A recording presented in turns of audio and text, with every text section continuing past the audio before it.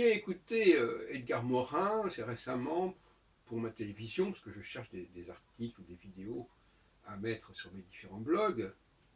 Et j'ai été frappé par une conférence qu'il a donnée, que j'ai suivie en partie sur Internet, à Toulouse, sur la prévisibilité, la prévision. Et je n'ai pas été très convaincu par ses arguments, si vous voulez dire. Mais ça n'engage que moi. Ça n'engage que moi. Ça n'engage pas que moi, mais ça dépend de mes propres recherches. Et c'est au nom de mes propres recherches que je n'ai pas été convaincu. Alors, quand on écoute Morin, dans sa conférence qui s'appelle La sociologie peut-elle prévoir ou l'histoire peut-elle prévoir, je ne sais pas, ça ne paraît pas très clair. Alors, il nous donne des exemples de situations imprévisibles. Mais imprévisibles, de quel point de vue? Selon quel paradigme? Ce que je reproche à Morin, c'est de ne pas dire à un moment donné, peut-être qu'il y a certaines lois qui ne nous sont pas connues. Morin raisonne sur la base d'un savoir qui serait, sur le plan en tout cas de la connaissance du temps, abouti. Ce qui est inacceptable. Car s'il y a bien un domaine qui est encore loin d'être abouti, c'est bien la connaissance du temps, la connaissance des cycles. Donc pour un cyclologue, écouter Edgar Morin, c'est un petit peu décevant.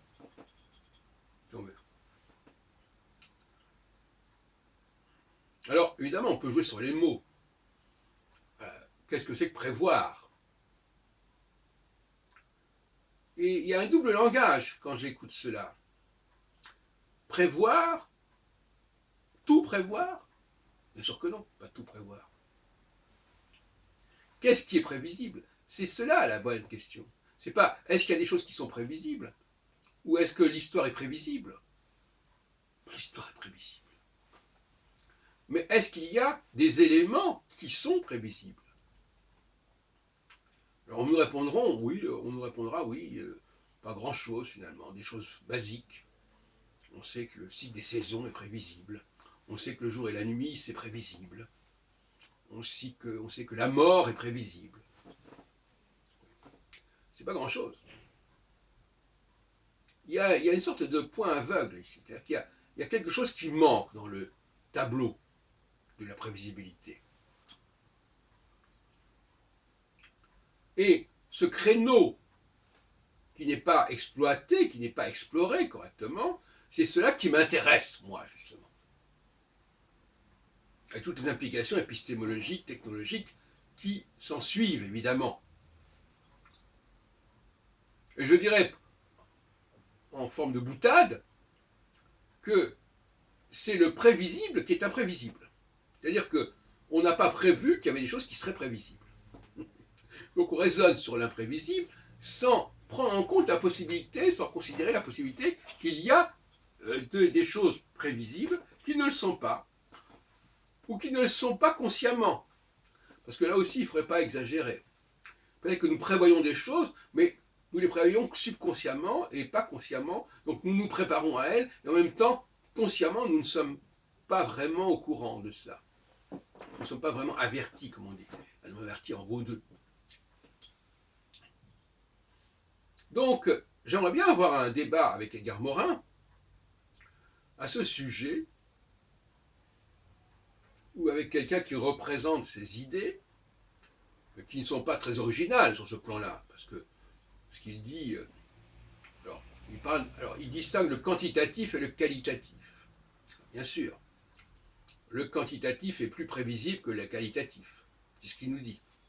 Mais qu'est-ce que ça veut dire exactement? On peut faire plus de probabilités sur un grand nombre de cas que sur un cas unique, ça c'est clair. Et un cas unique est d'autant plus suspect de toute façon qu'il est plus facile de faire des contrefaçons,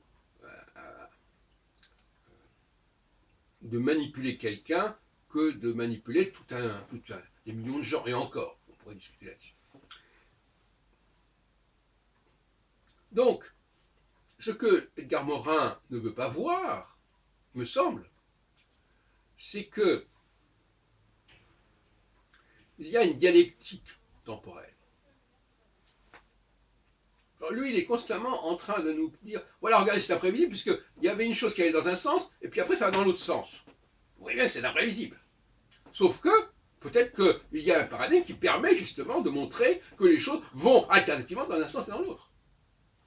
Et ça, il ne le pense pas, Morin, à ma connaissance. Je ne prétends pas avoir lu tout ce qu'il a écrit, ni écouté tout ce qu'il a dit, mais enfin, à ma connaissance, je dirais, je supposerais qu'il ne le pense pas. Et justement, c'est là que nous touchons au problème.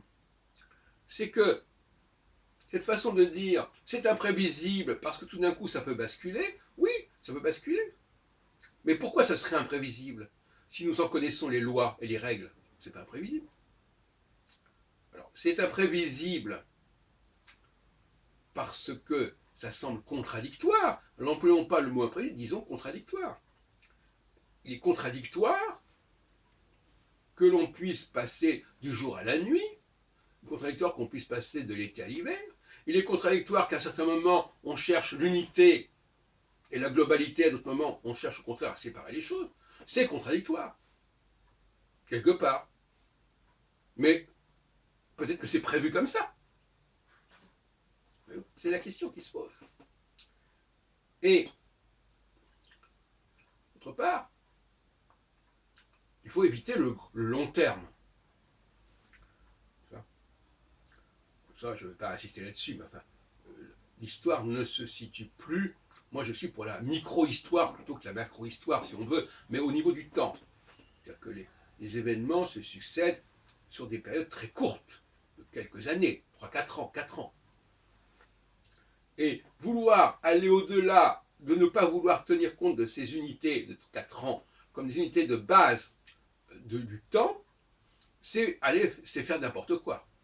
Parce que si les cycles sont courts, je l'ai déjà dit une fois, eh bien on va pouvoir toujours valider les cycles longs, puisque les cycles longs seront toujours en coïncidence avec les cycles courts. Donc ça ne veut rien dire. Là, je crois que c'est un argument massu contre les cycles longs. On veut valider un cycle long en disant regardez, ça correspond à ce que j'ai dit. Oui, sauf que ça se reproduit tous les 4 ans, ce que vous avez annoncé. Donc ça ne veut rien dire. Ou quelqu'un qui dit ah oui, j'avais annoncé que ça se passerait à tel endroit. Oui, c'est vrai, ça s'est passé à cet endroit-là, mais ça se passe aussi ailleurs. Donc ça ne veut rien dire. Voilà. Donc il y a des astuces comme ça qui sont un peu du bon taux. Voilà, on nous dit un truc, mais en réalité ça ne veut rien dire. C'est comme l'histoire qu'on m'avait raconté, quelqu'un qui faisait semblant de prévoir l'avenir, et il posait une question, je ne sais pas quoi, et puis il avait 4 ou 5 réponses. Il mettait 4 ou 5 réponses dans des endroits différents, et quand il s'agissait de montrer qu'il avait déjà annoncé la réponse, il allait là où il avait donné la bonne réponse. Et donc les autres ne savaient pas qu'il avait mis d'autres réponses ailleurs. Bon, il ne faut pas se laisser berner de cette façon. En conclusion, n'est-ce pas, Edgar Morin est un homme du XXe siècle, parce que le XXIe siècle, justement, ce sera le siècle qui aura conscience de cette alternance. Et c'est assez étonnant, parce que l'alternance, on la connaît déjà. On la connaît depuis le XIXe siècle, l'alternance de la gauche. Enfin, au niveau politique, au niveau démocratique, on sait qu'il y a des alternances. On sait qu'il peut y avoir des revirements politiques. Mais apparemment, Morin ne pense pas en termes politiques. Sinon, il aurait compris qu'effectivement, un changement de gouvernement peut conduire à des politiques différentes. Mais c'est jamais définitif. Et ce qui me gêne chez Morin, c'est cette idée de croire qu'il y a des changements définitifs.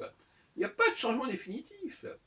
On n'est pas dans une perspective de dire voilà ce vers quoi nous allons, voilà les aires vers lesquelles nous allons. Non, il n'y a pas d'air qui s'attend. Il y a des cycles courts de quelques années et depuis des millénaires.